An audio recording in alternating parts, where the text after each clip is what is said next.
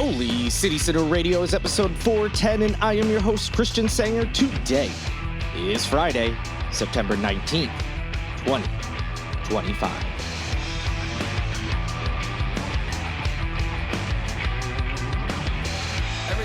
Hello, everyone. Welcome back to the show. I hope you have had a great week. Have an awesome Friday and an amazing weekend ahead. If you need plans, go to holycitycenter.com/calendar and find out what is going on around town. We've got lots to talk about, so I'm not going to waste much time. We're just going to dive into it. First, just a quick at the top, talking about some stuff that's going on nationally, and then we'll dive into the local news. And I'm continuing my trend from the last episode, where I said, let's try to put some good news things in at the end of these episodes, especially if the content's a little heavy and a little upsetting, whatever it may be, as unfortunately it tends to be these days. And so we will have some good news at the end of the episode for sure, because the rest, not so great. All right, so first, let's talk about the continuation of what's been going on after the assassination of Charlie Kirk. Cancel culture, very much alive and well, as I said. People getting fired from jobs, teachers, professors, just really anybody up and down. It doesn't matter what state, how far left someone may or may not be, what their job title and role is. We're seeing all sorts of people facing consequences for some of the things they're saying online. The big story is Jimmy Kimmel being put on basically like an indefinite hiatus by ABC for comments he made during his late night show on Monday. So I saw that news and I was like, oh man, he must have said something pretty bad.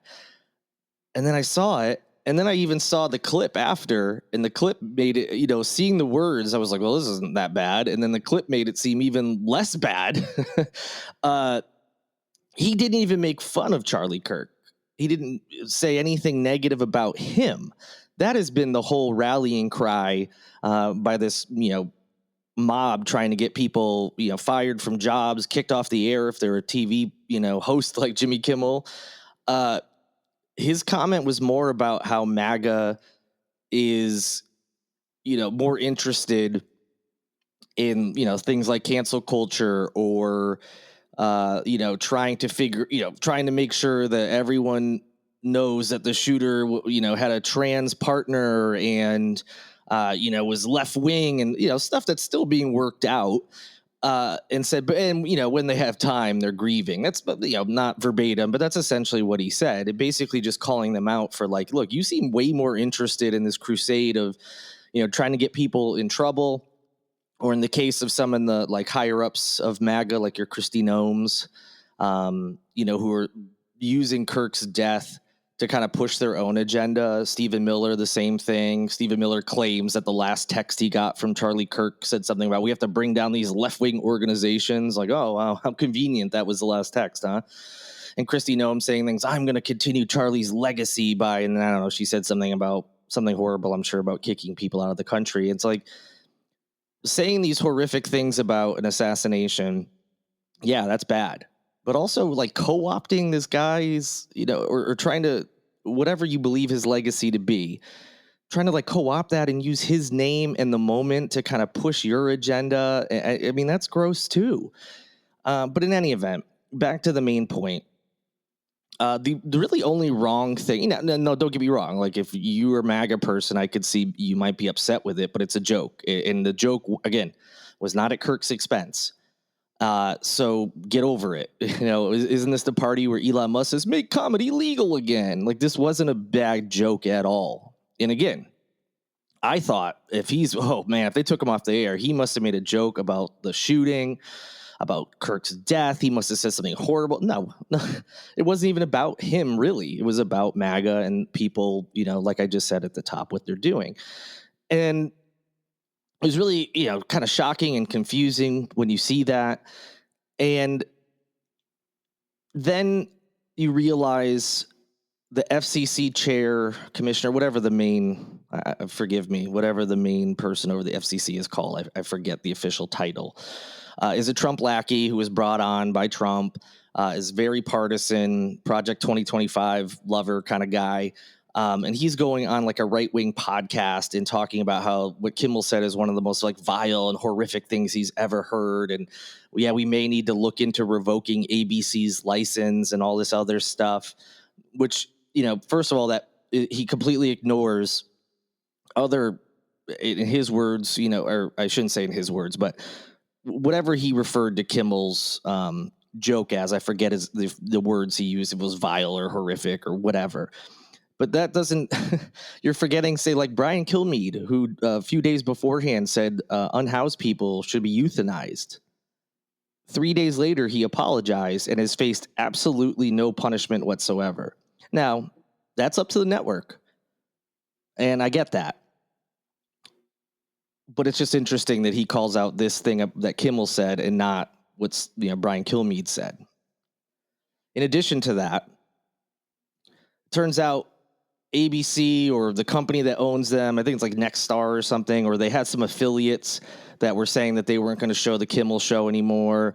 And it's just concerted effort to try to get them off the air. And then you find out, oh, there's another merger in the works, just like with Paramount and CBS and how they were trying to have a merger. And so it really seemed like they were, letting Colbert go as a capitulation to Trump and his administration. And so they could get their big merger to go through and they can make their millions and billions of dollars. And lo and behold, that's what's happening in this situation as well. So it certainly seems like another attempt to do that. So, we could be upset about that and be mad at ABC and all that. And as most of you probably know, free speech in this country is protected. However, it's protected from the federal government interfering or, getting involved in restricting your speech. Of course, there's some small exceptions, such as, legitimate calls for threats of violence and things like that are not protected under the First Amendment. But the problem and what makes this a gray area is that the FCC commissioner, as I said, made those comments. Trump made some comments, about how when Colbert, it was announced that his contract was going to be up. They only had one season left or whatever. He said, oh, yeah, I hear Jimmy Kimmel's next. And this is, weeks ago, a month ago now that it's been. So it's weird that he said, like, I hear Kimmel's next, as if this is something that, hey, if he even remotely crosses the line, you guys know what to do. That's what I want. Or you might have some trouble with this merger going through. And so when you have the government doing stuff like that, people like Nancy Mace on a tirade trying to get professors and teachers fired, and she's certainly not alone. A lot of other MAGA Republicans are doing the same. You have people like Stephen Miller and the Vice President, J.D. Vance, going on Charlie Kirk's podcast earlier this week. That J.D. Vance like guest hosted or whatever, and saying things like, hey, if you see a neighbor or a friend who says something bad about Charlie Kirk, call them out on it. Heck, maybe call their employer. So they're specifically telling people to try to get other people fired. They're clearly making their beliefs about certain late night show hosts very vocal and putting it out there. So no, as far as we know, they're not specifically, Trump didn't necessarily pick up the phone to call Bob Iger over at ABC and be like, you're going to have to do something about Kimmel or this merger is not going to happen. But it's not that big of a difference. It's like I said, it's very gray. They're not the ones swooping in and necessarily infringing on people's First Amendment rights, but they're encouraging other people to get people fired and things. Like, that is the government interfering. It's just, I don't think, obviously when the Constitution was written, they weren't expecting things like social media and podcasts and certainly didn't foresee, well, they tried to prevent some of the stuff we're seeing, and turns out a lot of the stuff that we thought was like, hey, no, you don't do that, it's against the Constitution. We're finding out that not everyone believes that. So that's where the gray area is, and that's what's really concerning. And a lot of people have been playing semantics, the government didn't do anything, that's consequences, and they're right. Kimmel, ABC could fire Kimmel pretty much for anything without me knowing any details of his contract, of course. Or they could suspend him, preempt him, whatever. Yes, absolutely, they're right. But they're purposefully ignoring or ignorant to that gray area that I'm talking about. And the stuff where, all the stuff we worried about with Project 2025 and the things that, they told us they were going to do this stuff and people didn't believe it.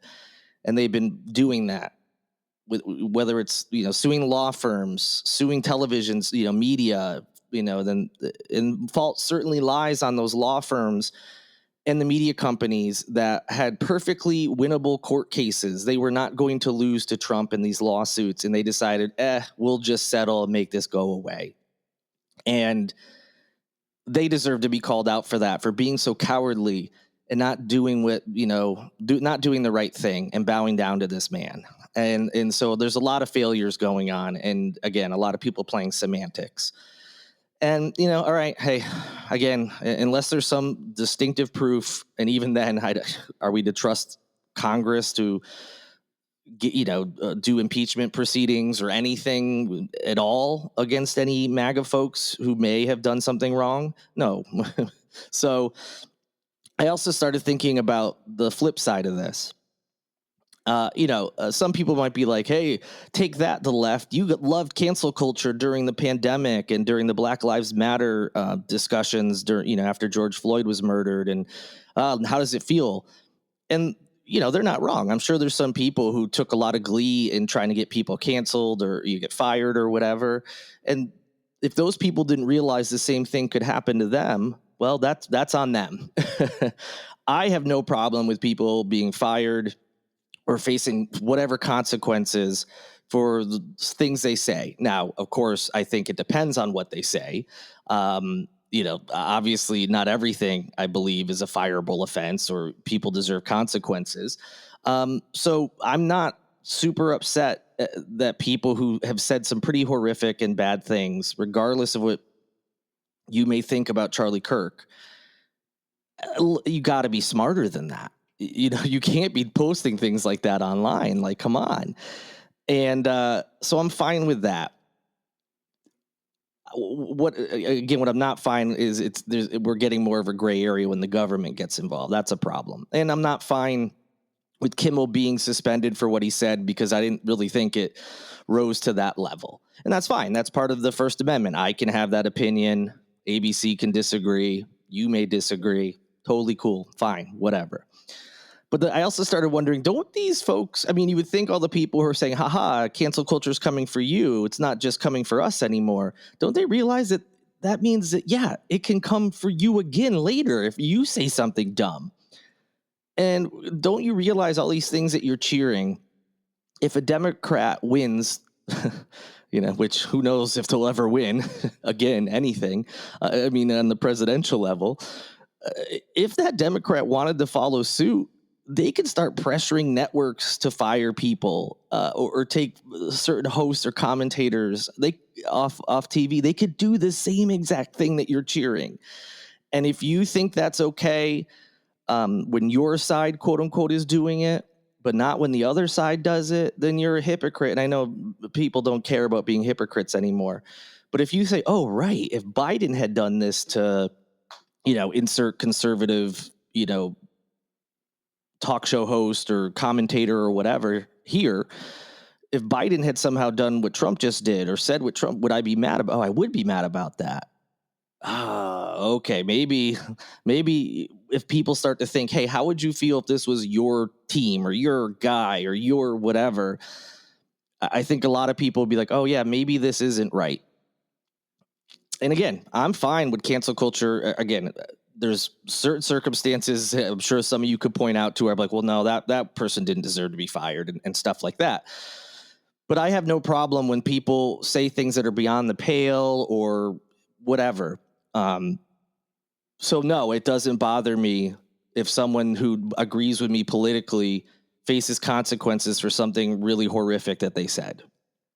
And if you don't feel that way, you should look inside and be like, oh, this isn't about what's right and wrong and the Constitution. It's just I want my quote unquote team to win. And so I don't think a lot of people, they've been all giddy in the moment, like trying to get all these liberals and leftists fired. Not even.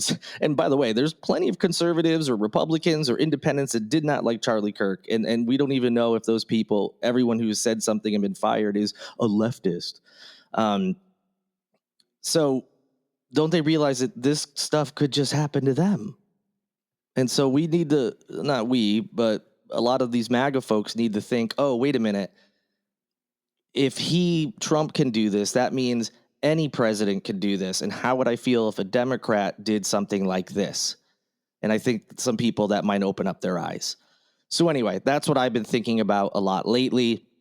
I've also been teetering on the edge of two extremes. One of just stay quiet, don't post anything on social media that's going to rock the boat even a little bit. And I'm not talking about anything disparaging to Charlie Kirk or anything like that. Just general stuff that I used to be fine posting. It's not worth it. I mean, I'm my own boss, so they can't get me fired. I can't be canceled in that sense. But, people could do who knows what. Who knows what people are capable of these days. And I've had people come after me, verbally, through Twitter and stuff like that. And so I guess not technically verbally, but my mental health has been a lot better that I don't engage in little Twitter spats and fights anymore, or at least not as frequently as I used to. So I'm teetering on the just don't rock the boat. Let's just let this moment pass, and then let's reevaluate later and see what we feel like is okay to talk about. And also, I need to speak up, even though I'm no one. I feel like we all need to speak up about some of the stuff that's happening. And I want to go scorched earth. I'm teetering on both. And so far, let's just chill out. Let's not get crazy here. That side's winning. But I don't know how much longer I can take it, not just because of all this, but also the things that Nancy Mace is doing, which we'll talk about. And it's just, it's weighing on me a little bit. And maybe you feel the same. But enough about me and the national news. Let's dive into some local news. All right, that Charleston County magistrate judge that was suspended from his judicial duties earlier this week. And by the way, he was suspended by the Supreme Court of South Carolina. They said he posed like a danger to the community. Didn't really know why they said that. We didn't know why he was suspended. But shortly after I recorded that episode earlier this week, news came out that James B. Gosnell Jr., who is 68 years old, was charged with child sexual abuse material possession. Yikes. I did not see that coming when I heard he was suspended. That just wasn't something I would have assumed was the reason for it. But yes, he is accused of possession of that child sex abuse material. And this is according to the United States Department of Justice. He was officially suspended by Chief Justice John Kitteridge on Tuesday. That's when the news first broke. So what ended up happening is investigators with the Department of Homeland Security received a tip from the National Center for Missing and Exploited Children about several financial transactions with a distributor of this abuse material from the United Kingdom. And those payments came from a peer-to-peer online money transfer account associated with the former judge's phone number, address, and email account. And this happened back in November 2024. So they've been investigating it. They ended up getting a search warrant.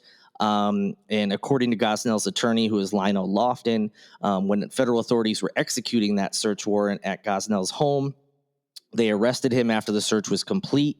The investigators found a flash drive containing numerous videos and images depicting child sexual abuse, which include videos and images of minors, infants, and toddlers engaged in sexually explicit content.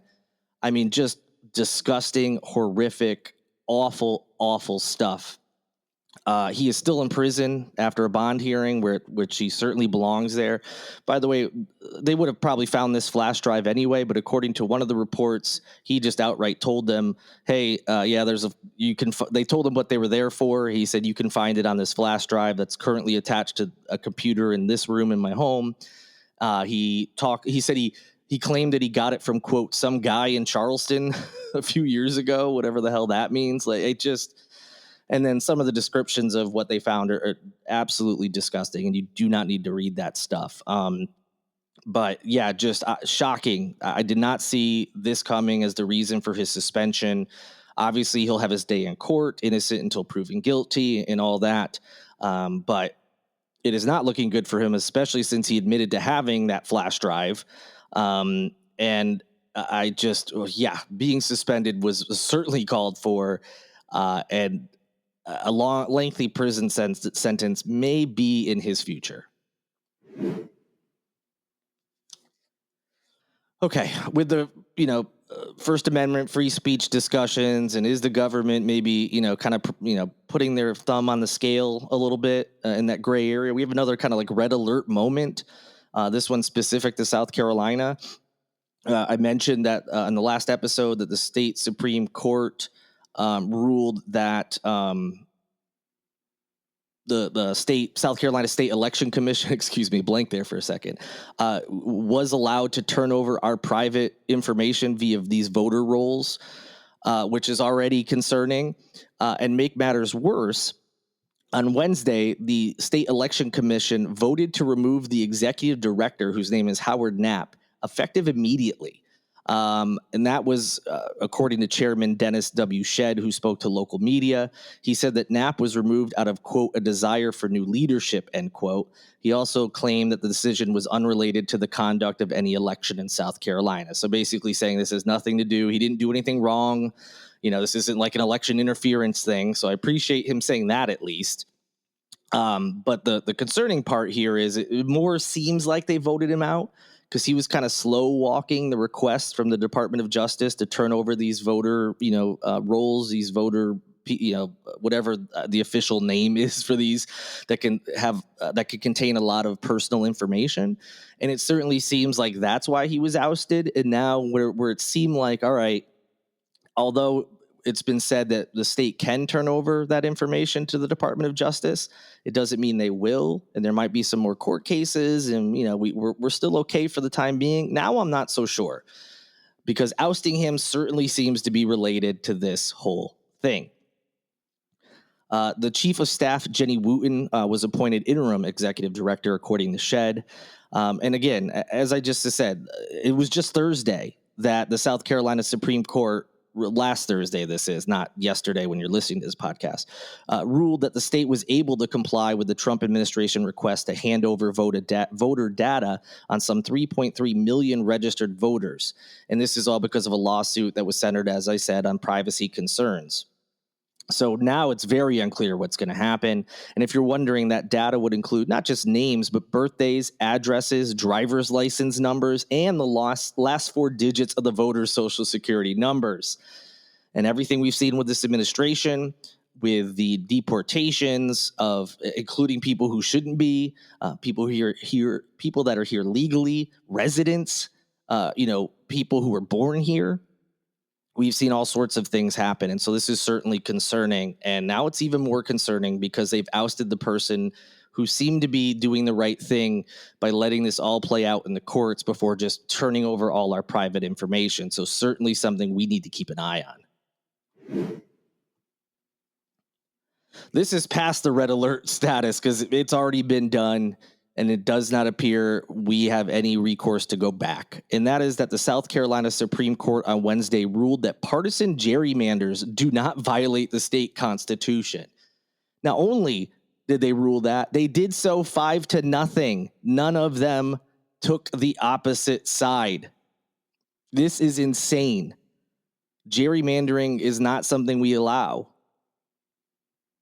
And they decided, well, it doesn't violate the state constitution, so it's A-okay. I mean, what are we talking about? Now, they did issue a warning of sorts, but basically they're passing the buck. So they ruled that it doesn't violate the state constitution, and then they indicated that the practice could only be addressed by the state legislature that gerrymandered the congressional district map in the first place. Oh, okay. So it doesn't violate the state constitution. There is a remedy for it, though. Just because we can't make this decision, you can get this fixed by going to the people that did the gerrymander in the first place. Like, what are you talking about? So the people who did this are the ones that we have to go to and be like, hey, you can't do this, so you should redo it. They're not going to do that. Like, what are we talking about here? Imagine this is a crime. And they're like, yeah, sorry, we can't help you, but go back to the criminal and tell them not to do the criminal thing again. And then, so it's like, say someone stole your money. Tell them they're not supposed to steal your money and then just give it back to you. I mean, what are we talking about? This is insane. Sorry. Get a little heated over this. So yeah, they in an opinion that was posted on Wednesday, the court denied the request by the League of Women Voters of South Carolina to strike down a 2022 congressional redistricting plan for being an extreme partisan gerrymander, and declared partisan gerrymanders do not violate the state constitution. In challenging the maps, the League of Women Voters said that the redistricting plan violated voters the equal right to elect officers, intentionally diluted the influence of Democratic voters across the state, and suppress certain voters from representation based on their political views, which is 100% what it is. It is basically what the Supreme Court says, like, yeah, it is that, but we think it's okay. The ruling repeatedly referenced this 2019 case called Rucho v. Common Cause, in which the federal Supreme Court ruled that while partisan gerrymanders are not compatible with principles of representative democracy, the thing that our country's built on, they are not reviewable by federal courts. So that's the kind of like kicking the can, like, well, the Supreme Court said that although partisan gerrymanders are not good, we can't handle it. So the courts can't help us with this whatsoever, is what they're saying. Now, in a concurring opinion, Chief Justice John Kitteridge seemed to warn of the consequences of that Rucho case, saying that it will continue to be seen across the country unless the federal Supreme Court opts to intervene. But I just told you that the federal Supreme Court said that they don't believe it is their job to intervene in this scenario. What are we talking about? What is going on? This is insane. How old were you? Like, what grade were you in when you first learned of gerrymandering? Maybe you didn't quite get it. And I think a lot of us maybe just remembered it because the name's funny. Gerrymander's like a funny thing. I remember being little and be like, well, that's a silly term. But it helped me remember the gist of it, even if I didn't, fully understand it, until years later. But like, you understood, like, this is a bad thing. Both parties agree this is a bad thing. And now we're seeing the Supreme Court, the state Supreme Court, as well as federal, being like, well, yeah, partisan gerrymandering is naughty. Shame, shame, shouldn't do it, but we can't help out. So, fingers crossed, everyone will do what's right. And as we've seen over and over and over again, in any instance where something is not expressly written out, and even sometimes when you feel like it is, this whole let's just hope everyone does the right thing isn't happening. And every time you think we have, there's some guardrail. A lot of people, hey, the courts are the guardrail, despite the fact we've seen the Supreme Court make some iffy decisions that certainly seem to be based on politics and not the law. There have been some decisions where they ruled against Trump or ruled against a MAGA, cause or whatever. It does not seem like we have that guardrail anymore. Again, I don't know what can be done, since they basically said you have to go to the people who did this. We know they're not going to change anything. It's just an insane, insane ruling. I don't know what to even suggest at this point, but here we are. I mentioned Nancy Mace, so we got to talk about Nancy Mace again, because she's been on a tirade, not just against trans people, again, using a slur for transgender people constantly during an interview, trying to warp the shooting of Charlie Kirk into some trans-related, violent act, and that trans people are inherently violent, when she's not doing that or trying to get people fired from their jobs. She's been on a rampage against Representative Ilhan Omar, who, if you're unfamiliar, is black, is from Somalia, and she's been saying racist coded things, if not outright racist things. Basically, Mace took exception with some things Omar posted online about Charlie Kirk's assassination, none of which were Omar's words herself. It was, we'll get to that. But what really escalated the situation was Mace trying to censure Representative Omar, and then on Twitter said, hey, maybe Somalia could take you back, which is just classic racist, tropey stuff, the whole go back to Africa thing. And this comes after she made what seemed to be an anti-Semitic comment towards a Jewish member of Congress. And let's not forget what certainly seemed like a racist tweet in regards to Mondani up in New York City winning the Democratic primary. So This all happened because, as I said, Mace was trying to promote this resolution to censor Omar and remove her from her committee assignments after Mace said that the Minnesota Democrats smeared Charlie Kirk and implied he was to blame for his own murder in an interview with Mehdi Hassan, and by reposting a video blaming Kirk's rhetoric for contributing to his own assassination. She basically said Omar should be stripped of her seat and her citizenship. So she's going after citizenship. Now, it was already pretty bad. Good news, sort of. And I'll tell you why it's a sort of. The measure failed. Omar's not going to be censured. Why I say it's good news, sort of, is because the vote was extremely close. And if 4 Republicans didn't defect to the Democrat side, she would have been censured. That's far too close. Mace obviously upset about that. She named the 4 Republicans. These are the 4 who voted against the resolution. So like trying to get people to go after them now. And then today, after losing this vote yesterday, she just continues to argue with Omar online and says she called Omar an enemy of the state, and then retweeted some MAGA influencer person saying that Omar is the enemy within, which are things that Trump has said about the media, about certain Democrats and things. This is the same Nancy Mace who was trying to say we should tone down the rhetoric, and how she has never disparaged any of her colleagues, which wasn't true at the time when she said it, and certainly isn't true now. So much for tuning down the rhetoric, tamping down some of the things people are saying. Hey, let's turn down the heat a little. The other side's not the enemy. Nope. It took just a couple of days, and now she's calling a fellow representative an enemy of the state.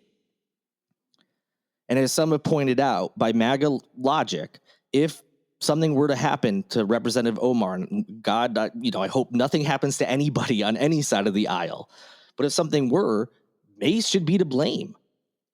Let's hope nothing happens. But if she doesn't tone down the rhetoric, I mean, who knows? It's just, just typical national Nancy nonsense. She doesn't care what kind of attention she's getting, number one, good or bad. But also, I think she's starting to truly believe some of the things she's saying, and she's letting some of the worst parts of her, maybe her psyche or something, come out, like these racist or bigoted, whether outright racist and bigoted or coded or, dog whistly type stuff. She is, and just a constant tweeting. I think between the 2 accounts, her political account and her personal account, she tweeted something like 70 plus times about Omar over the last 24 hours or something.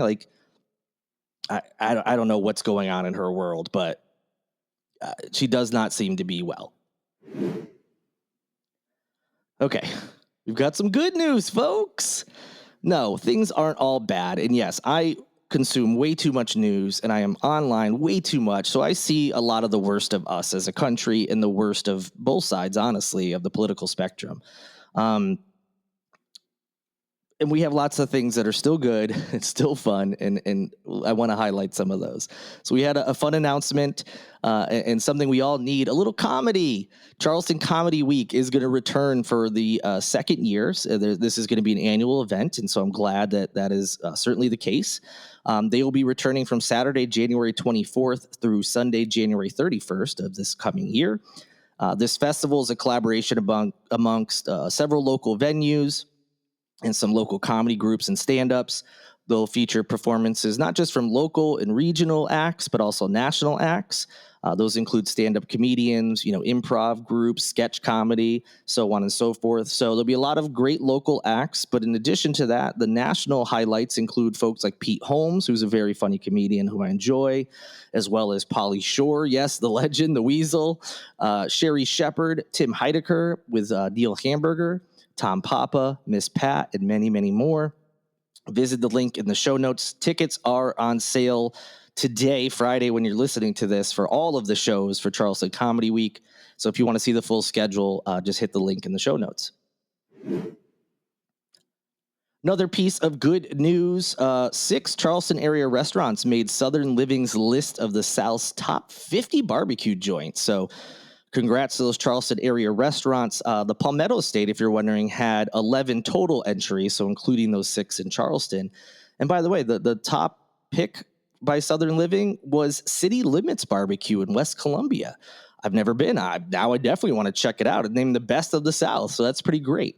As far as the Charleston area restaurants that made the list, the highest was Lewis Barbecue, checked in at number 7.